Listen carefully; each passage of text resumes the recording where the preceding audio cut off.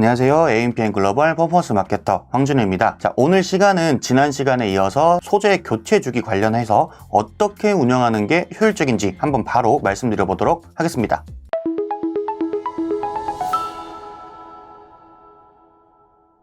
네, 여러분 안녕하세요. 자, 오늘은 이 운영 및 관리법에 대해서 말씀을 드릴 건데, 소재를 교체하는 주기, 자, 전 시간이 바로 소재였으니까 소재를 교체하는 주기에 대해 말씀을 드릴 건데, 이게 어마어마하게 복잡해요. 그래서 제가 최대한 좀 포괄적이고 간단하게 말씀을 드릴 건데, 자, 보시면 노출 지표, 유입 지표, 전환 지표, 이렇게 세 가지가 있습니다. 딱 이것만 말씀드릴게요. 왜냐면 소재를 교체해야 되는 이유나 주기는 너무너무 많아요. 좀 몇백 개 되는 것 같은데, 일단 그 모든 분들이 공통적으로 느낄 수 있을 만한 내용 먼저 시작해 볼게요. 자, 노출 지표는 다양한 게 있죠. 근데 저는 주로 CPM을 많이 봐요. 좀 직관적이기도 하고, 그 금액도 어느 정도 볼륨이 있다 보니까 비교하기도 편해요. 그래서 CPM으로 많이 봅니다.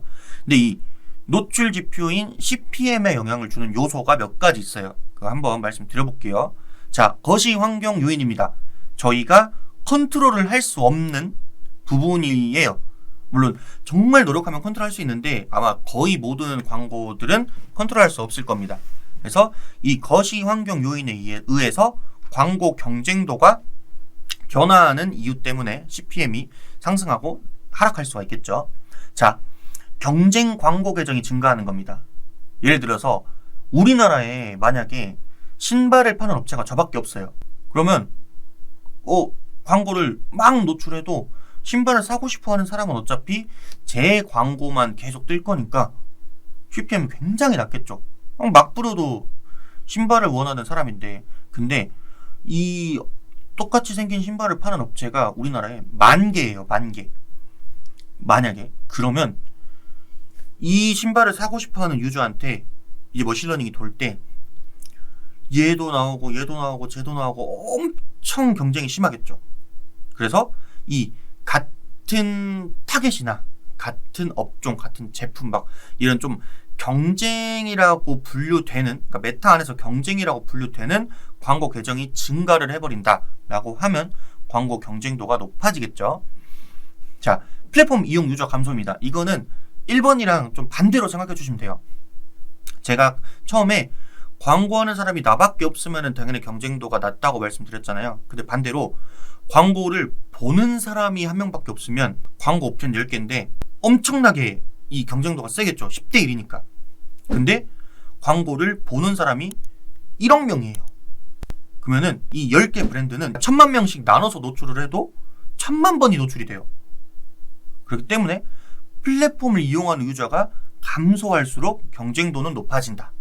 반대로 플랫폼을 이용하는 사람이 많으면 많을수록 경쟁도는 낮아진다 라고 정리할게요. 그리고 시즌 이슈. 자, 지금 1월 촬영한 날짜가 1월 5일인데 뭐 엊그제 새해 그리고 크리스마스가 연달아 있었어요. 이때 메타 광고 하시는 분들은 아시겠지만 CPM이 어마어마하게 올라갔습니다. 진짜. 근데 또 광고를 많이 집행하면서 이 유입 데이터 확인해 보신 분들 알겠지만 새해 크리스마스에 이 인스타나 페이스북 유저들이 많이 줄어요. 다들 놀러 가니까. 그래서 오히려 더 빈도는 좀 더 높아지는데 CPM도 더 올라가고 막 이런 경우가 있죠. 자, 이런 시즌 이슈 이후에 저 패스트 요인이라는 것은 뭐 정치, 경제, 사회문화, 기술 이런 좀 외부 거시 환경적인 요인인데요. 만약에 정말 예를 들어서 의료법이 바뀌어버렸어요.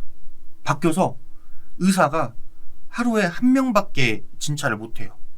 그러면 병원은 진료를 받기 위해 있어야 되는 곳인데 사람들이 어마어마하게 몰리고 그 중에 1명밖에 진료 못 받으니까 막 며칠 전부터 병원 앞에 텐트 쳐서 기다리는 사람들이 있겠죠.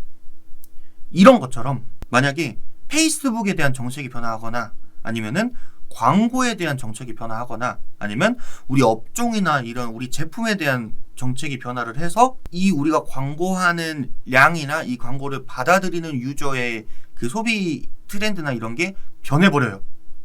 그러면 당연하게도 광고를 노출하는 그 경쟁도도 달라지고 이 광고를 받아들이는 사람도 달라지니까 CTR이나 CVR도 달라지게 되겠고, 그렇게 되면 CPM도 올라가거나 내려가게 되겠죠. 좀 어려울 수도 있는데 이런 좀 우리가 컨트롤하기 너무 어려운 외부 요인에 의해서 CPM이 그리고 광고 경쟁도가 바뀌게 됩니다. 자, 그 다음으로는 타겟팅입니다. 이건 저희가 컨트롤할 수 있어요. 자, 노출, 도달, 그리고 프리퀀시, 빈도를 조절하는 거예요. 자, 예를 들어서 제가 일상용품을 판매해요.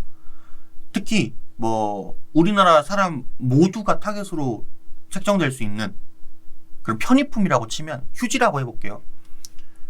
휴지를 제가 굳이 이거는 20대 자취생을 위한 휴지야 라고 하면서 판매하지는 않겠죠.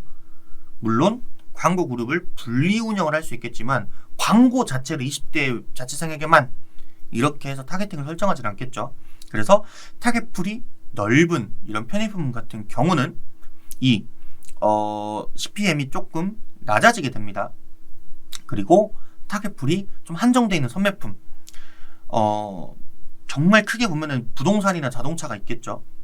그런 경우에는 타겟풀 자체도 좁은데 이 광고를 좋아할 만한 사람도 얼마 없어요.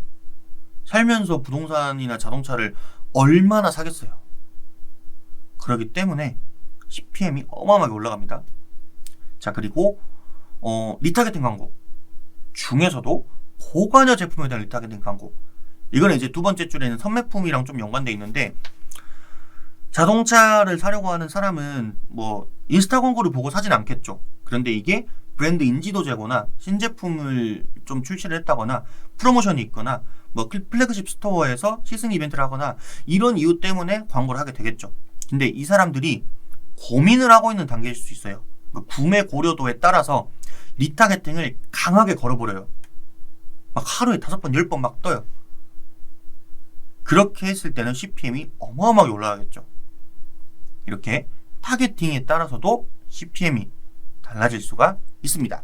자, 마지막은 이게 자기 잠식이란 내용인데, 카니발리제이션이라고 많이 표현을 해요.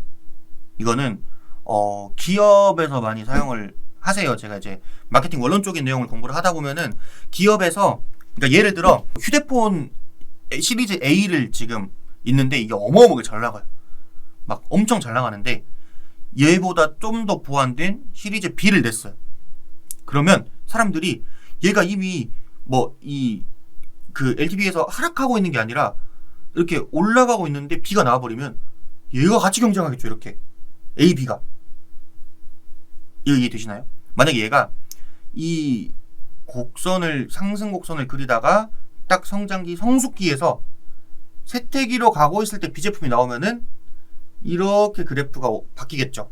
근데 올라가고 있는데 얘가 문제점이 너무 많아. 그래서 얘를 보완한 신제품을 출시를 하면은 같이 올라가겠죠.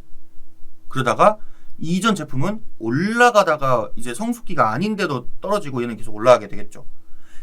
이랬을 때 같은 기업에서 경쟁을 하기 때문에 그냥 내가 A를 출시해서 경쟁사들과 경쟁해서 이렇게 상승 곡선 그렸을 때보다 훨씬 더 많은 리스크가 발생하게 된다. 이해되시나요?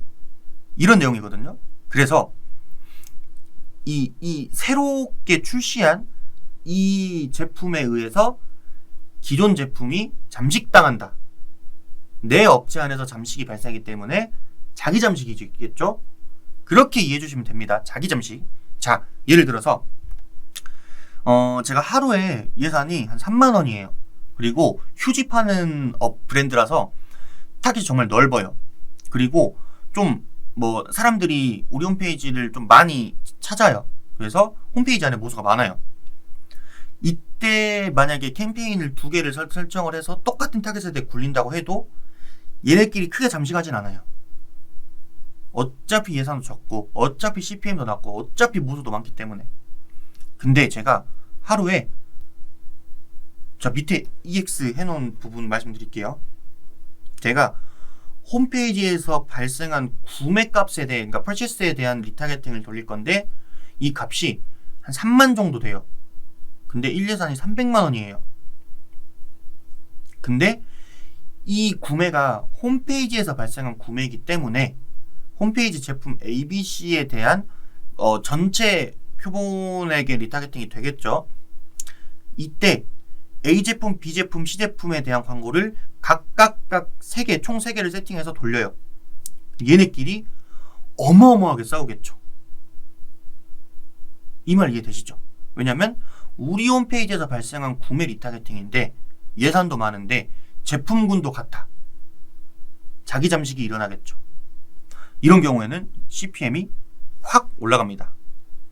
자, 이 자기 잠식에 대해서는 좀 더 제가 좀 자세하게 말씀드리고 싶어서 뭐 궁금하시는 분들 댓글이나 뭐 따로 연락 주시면 한번 영상 더 다뤄보겠습니다. 안 궁금하시면 어쩔 수 없어요. 네, 그래서 이런 식으로 CPM에 대한 분석이나 아니면은 조정에 대한 내용을 알 수 있었고요. 유입지표입니다. 유입지표 CTR. 이거 간단하게 말씀드릴게요. 자, CTR이 높다. 그러니까 광고가 똑같이 노출이 돼도 사람들이 많이 누른다. 소재가 매력 있다. 오케이. 자, 사람들이 많이 보는데 안 누른다. CTR이 낮다. 소재 매력이 없다. 이런 경우에는 소재 매력이 떨어지는 로우 CTR인 소재를 교체해야겠죠. 근데 자, 조건을 하나 더 붙여볼게요. 자, CTR이 높고 CVR도 높다. 사람들이 광고를 좋아해서 많이 눌러서 들어왔어. 소재 매력도가 있다죠. 그리고 들어와서 구매를 많이 했어. 타겟이 좋은 거죠. 근데 CTR이 높고 CVR이 낮다. 그러면은 소재는 예쁜데 들어와서 보니까 별로네. 그러면은 물론 이제 이 제품이나 상세 페이지나 막 이런 여러 가지 요인이 있겠지만 간단하게 말하면 우리가 원하는 타겟에게 노출이 안 됐다. 그러니까 소재만 후킹이 좋았지 이 물건을 구매할 만한 사람에게 광고로 노출하는 거 아니구나 라고 생각할 수 있죠. 그리고 밑에 두 개는 또 반대로 CTR이 낮아서 소재 매력이 없는데 CVR은 높아요. 그러면 타겟은 좋아. 그러면 또 소재를 이 타겟에게 맞게 바꿔주면 되겠죠. 더 예쁜 걸로 CTR을 높일 수 있는 걸로. 근데 CTR, CVR 둘 다 낮아요. 그러면 소재도 별로고 타겟도 안 좋아. 무조건 소재 바꿔야겠죠. 근데 여기서 두 번째 줄 얘도 소재 바꿔야 돼요. 소재 매력이 있는데 소재를 왜 바꿔요? 타겟만 바꾸면 되지 라는 분이 실제로 있었어서 제가 말씀드리는 건데, 소재는 하나의 타겟군만을 위해 존재를 해야 돼요. 20대부터 30대까지 모두 아우를 수 있는 소재는 있을 수는 있지만 분리할수록 더 좋아져요. 지금 20대 초반이신 분들이랑 30대 초중반이신 분들만 봐도 민경훈이 버즈야? 약간 이런 거 있잖아요. 오로나민 CM 그게 뭐야? 이런 것처럼 이 사람이 평소에 알고 있는 이제 지식적인 내용이나 트렌드에 민감한 정도나 막 생활 방식이나 다 다른데, 특히 저 같은 경우는 약간 스마트폰으로 치면은 과도기에 있었거든요. 저는 초등학생 때 처음 그 휴대폰이라는 걸 사용해봤고 중학생 때 처음 스마트폰이 나왔어요. 그렇기 때문에 과도기에 있었는데 요즘 0몇 년생 분들 전화 이렇게 하더라고요. 저는 이렇게 했거든요. 이런 것처럼 이 사람에게 특화된 소재의 소구와 레이아웃과 디자인과 카피가 있을 텐데, 그러면 이 두 번째 줄처럼 타겟이 적절하지 않아서 타겟을 바꿀 때는 바꾼 타겟에게 맞춰서 소재를 재구성해야 됩니다. 이해되시죠? 이런 식으로. 다음은 전환지표 로아스입니다. 로아스는 진짜 앞에 제가 이거 CTR만 설명드리다가 CVR까지 갑자기 붙여서 설명드린 것처럼 로아스도 앞에 있는 뭐 CPM부터 해서 CPC, CTR, 뭐 CVR, 그리고 이제 좀 뒤에 말씀드릴 건데 그 GA에서 나오는 뭐 이탈류, 세션 이런 거 다 보고 교체를 해야 돼요. 그래서 그냥 간단하게 로아스가 높으면 소재 놔두시고 로아스가 낮으면 소재를 교체해 주시기를 바라겠습니다. 그래서 일단 소재를 교체하는 주기를 좀 최대한 간단하게 말씀을 드려봤는데 이런 식으로 교체를 해주시면 된다고 생각을 하시면 되겠습니다.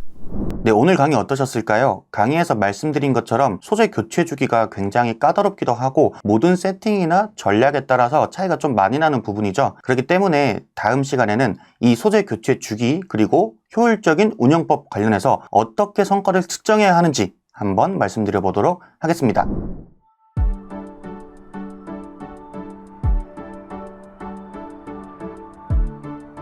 구독과 좋아요는 컨텐츠 제작에 힘이 됩니다.